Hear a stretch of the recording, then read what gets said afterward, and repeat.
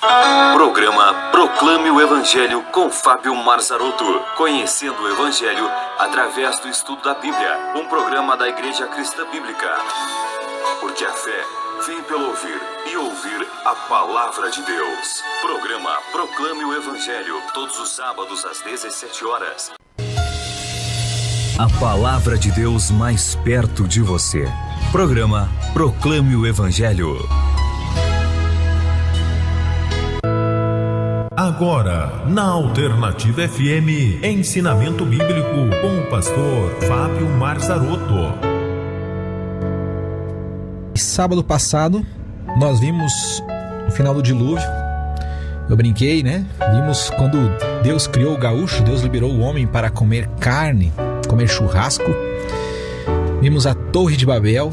Deus tinha ordenado que os homens se multiplicassem, se espalhassem por toda a terra, mas eles resolveram se unir e fazer uma cidade, nela construir uma torre para chegar até o céu, o lugar onde Deus habita. Porém, eles não se lembraram de Deus, e não era isso que Deus queria, e Deus então desceu, confundiu a linguagem deles, criou as línguas como nós conhecemos hoje, e eles se espalharam. Ficou conhecido como Torre de Babel. A religião, a primeira religião organizada. A religião é a tentativa do homem de se religar a Deus. É através do seu próprio plano, através do seu próprio esforço. Só que a Bíblia diz que não é através dos nossos planos, não é através da nossa força, do nosso esforço, que nós podemos chegar até Deus. A Bíblia fala que nós podemos chegar até Deus através do inocente que Deus prometeu a Adão e Eva, que viria para pagar o pecado no lugar deles, para vencer a morte e para lhes dar vida eterna.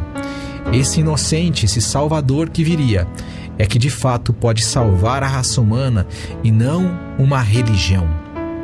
Nós começamos a ver também acerca de Abrão, aquele que Deus escolheu para fazer dele uma grande nação. Sua mulher era estéril, ele tinha 75 anos de idade. E Deus então chama ele, diz para ele deixar a sua parentela, seus parentes, ir para uma terra onde ele não conhecia, uma terra desconhecida. Ele poderia, e ele levou consigo todos os seus bens.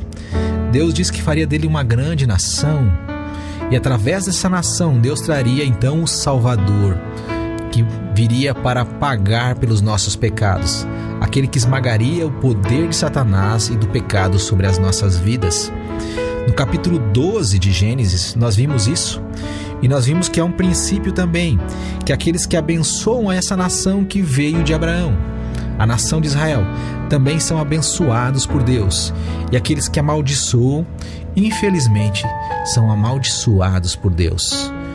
Se você não gosta do povo judeu, eu peço que você reconsidere, porque Deus escolheu esse povo, e através desse povo Deus escolheu trazer também o Salvador da raça humana, o Messias prometido. Gênesis capítulo 12, verso 5. Verso 4. Partiu, pois, Abrão como o Senhor lhe tinha dito, e foi Ló com ele. Tinha Abrão 75 anos quando saiu de Harã. Querido ouvinte, fica claro para nós que não importa a idade que você tenha, se Deus chamar você para confiar nele, faça como Abrão, confie em Deus, acredite na sua palavra. Não importa se você é novo, se você tem meia idade ou se você já está próximo de partir desta terra aqui. Verso 6. Passou Abrão pela terra até o lugar de Siquém, até o carvalho de Moré. Neste tempo estavam os cananeus na terra. Apareceu o Senhor a Abrão e disse: a tua semente darei esta terra. Abrão edificou ali um altar ao Senhor que lhe aparecera. Abrão está demonstrando a sua fé no Salvador que Deus prometeu que enviaria através de Adão e Eva. Deus tinha prometido para eles que enviaria o inocente que morreria no lugar culpado. E quando ele faz o sacrifício de um animalzinho, de um cordeiro, ele está lembrando disso, como Deus tinha feito lá com Adão e Eva. A Bíblia vai nos falar no capítulo 13, no verso 2, qual era a situação de Abraão. Era Abraão muito rico em gado, em prata e ouro. Veja bem, amigo ouvinte, não importa quais são as suas posses, Deus não está interessado naquilo que você tem. Talvez você tenha ouvido falar que o rico não vai para o céu. Isso não é verdade, a Bíblia não afirma isso. A Bíblia diz que é difícil para um rico entrar no reino dos céus. Por quê? Porque muitas vezes o rico confia nas riquezas, mas nós sabemos também que os pobres também confiam no dinheiro, não é verdade? Abraão era muito rico, rico mesmo, em gado, em prata e ouro. Ele tinha tanto gado, tanto rebanho, e o seu sobrinho que foi com ele, Ló, também tinha, que eles entraram numa contenda, numa briga, porque a terra não conseguia suportar os dois rebanhos deles, e os pastores começaram a discutir entre eles e brigarem. Então Abraão chamou Ló para conversar com ele, seu sobrinho, e resolverem a situação. E ele deu uma oportunidade a Ló, sendo que Deus tinha prometido aquela terra. Deus disse que daria aquela terra à sua descendência e não à descendência de Ló. No verso 11, então Ló escolheu, Gênesis 13, verso 11. Então Ló escolheu para si toda a campina do Jordão e partiu para o oriente. Assim se separaram um do outro. Habitou Abrão na terra de Canaã, e Ló habitou nas cidades da campina, e armou as suas tendas até Sodoma. Ora, eram maus os homens de Sodoma e grandes pecadores contra o Senhor. Disse o Senhor a Abrão depois que Ló se apartou dele: levanta agora os teus olhos e olha desde o lugar onde está, para o norte, para o sul, para o oriente e para o ocidente. Toda esta terra que vê, hei de dar a ti e a tua descendência para sempre. Farei a tua descendência como o pó da terra, de modo que se alguém puder contar o pó da terra, também a tua descendência será contada. Primeiramente Deus disse a Abraão que faria dele uma grande nação. Agora Deus promete a Abraão que a sua descendência será como o pó da terra. Ló vai morar nas cidades de Sodoma e Gomorra. No capítulo 14 há uma guerra entre reis, e em particular tinha o rei de Sodoma e o rei de Gomorra. Abraão ouve que o seu sobrinho foi levado como prisioneiro nessa guerra, como escravo, como despojo dessa guerra. E ele então junta seus homens, 318 homens, e juntamente com os seus amigos, ele vai atrás do seu sobrinho para resgatar, e acaba resgatando seu sobrinho e todos aqueles que tinham sido levados como escravos nessa guerra. E na volta ele encontra um sacerdote. Verso 18 do capítulo 14. Então Melquisedeque, rei de Salém, trouxe pão e vinho. Ele era sacerdote do Deus Altíssimo, e abençoou Abraão, dizendo: bendito seja Abraão, Deus Altíssimo. Bendito seja Abraão pelo Deus Altíssimo, o Criador dos céus e da terra. E bendito seja o Deus Altíssimo, que entregou os seus inimigos nas tuas mãos. Então Abraão deu-lhe o dízimo de tudo. Veja só, querido ouvinte, quando ele volta da batalha, vai ao encontro dele esse Melquisedeque, um rei e sacerdote do Deus Altíssimo, com pão e com vinho para comemorar com Abraão. E o que Abraão faz? Ele dá a ele o seu dízimo. Aqui ainda não havia lei. Ele de bom grado reconhece que ele só teve a vitória porque Deus deu a vitória a ele. Por isso, então ele resolve separar a 10ª parte e devolver ao Senhor. Eu sei que você deve ter ouvido por aí muitas pessoas que usam desse texto para ludibriar, mas isso é uma escolha entre você e Deus. E isso aqui não é para salvar ninguém. Isso aqui é uma demonstração de gratidão. É um louvor que as pessoas que conhecem a Deus dão a Deus. Então devolvem a Deus. Ele devolveu porque foi Deus que deu para ele. Por causa dessa briga, dessa guerra que ele lutou, Abraão ficou com muito medo. E no capítulo 15, Deus então vai falar com Abraão. Depois destas coisas veio a palavra do Senhor Abrão numa visão, dizendo: Não temas, Abrão, eu sou o teu escudo, o teu galardão será muito grande.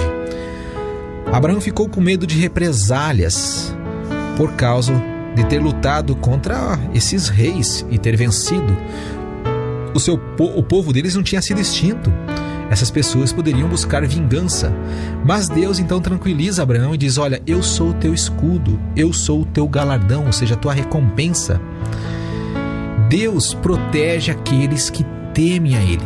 Deus protege aqueles que creem nele, aqueles que creem no Salvador que Deus prometeu que enviaria e enviou.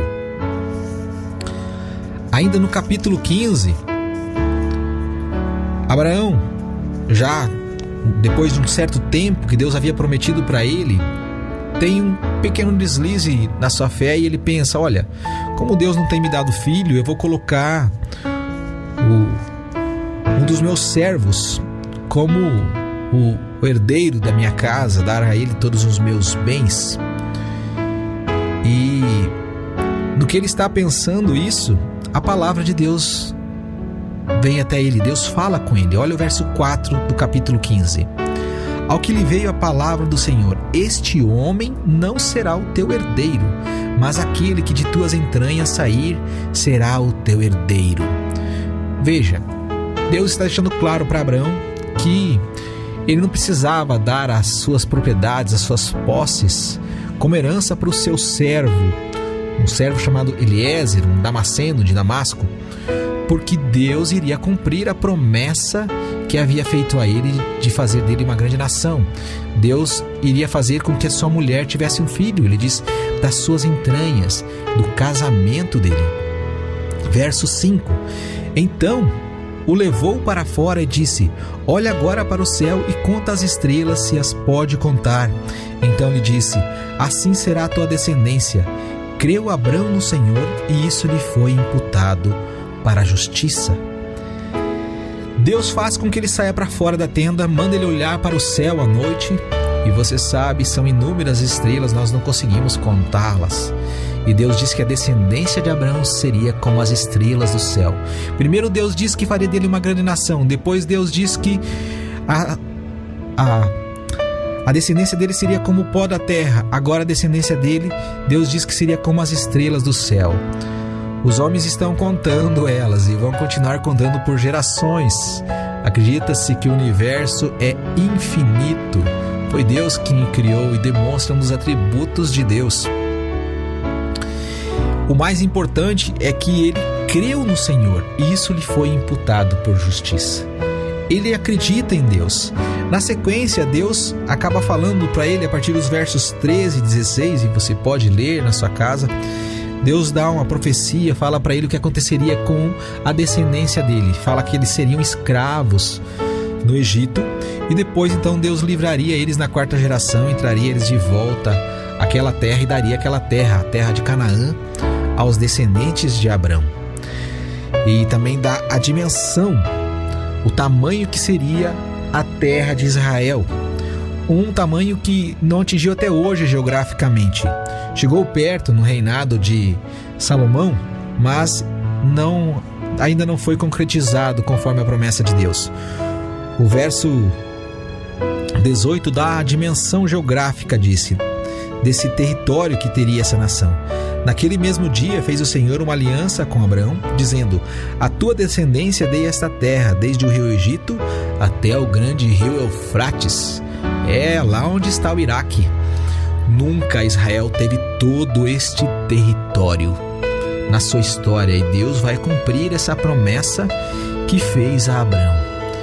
Esse território será da nação de Israel, independente de quem estiver ali, porque quando Deus promete, Ele cumpre. Nós temos visto Deus cumprir suas promessas.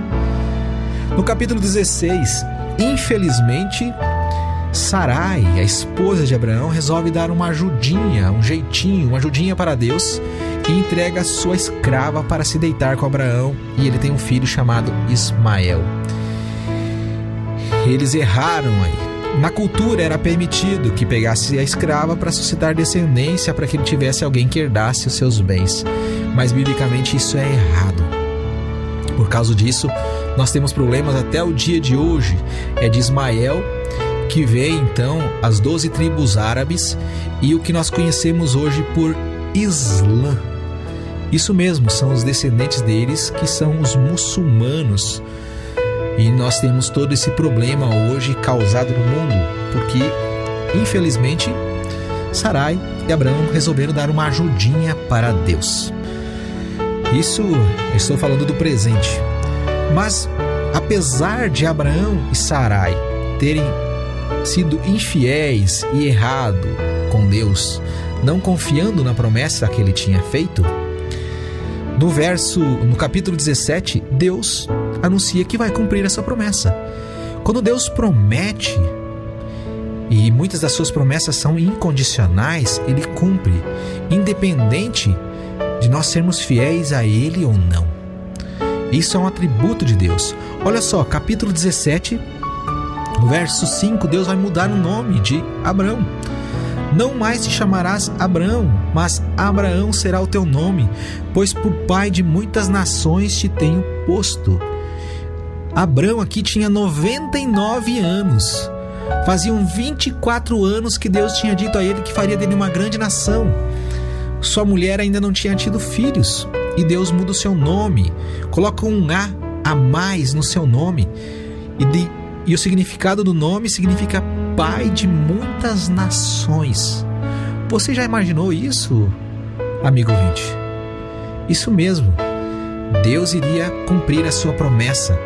Dos versos 9 aos versos 13, Deus faz um pacto, uma aliança com Abraão, que ficou conhecida como circuncisão. Todos os homens que nascessem de Abraão deveriam ser circuncidados. A pelezinha que fica ao redor do órgão sexual masculino, o prepúcio, ao 8º dia. É por isso que os judeus foram identificados na Segunda Guerra Mundial, muitas vezes quando fugiam pelos soldados alemães, eles mandavam que eles baixassem as calças, então descobriam que eram judeus e levavam eles presos. Todo judeu é circuncidado ao 8º dia por causa dessa aliança com Abraão. Depois disso, Deus muda também o nome da mulher de Abraão. Verso 15, disse também Deus a Abraão: quanto a Sarai, tua mulher, não mais chamarás de Sarai, mas Sara será o seu nome. Deus tira o i, e agora ela se chama Sara. Abraão e Sara.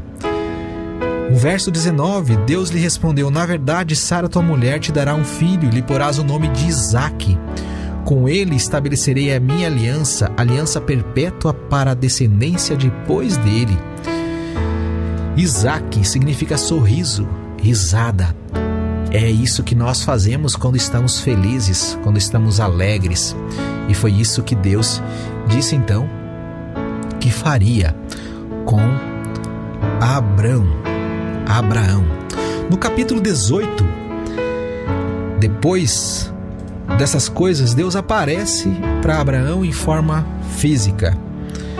Capítulo 18, verso 1. Depois apareceu o Senhor a Abraão nos carvalhais de Manre, e estando ele assentado à porta da tenda no maior calor do dia. Qual é o maior calor do dia? Meio-dia.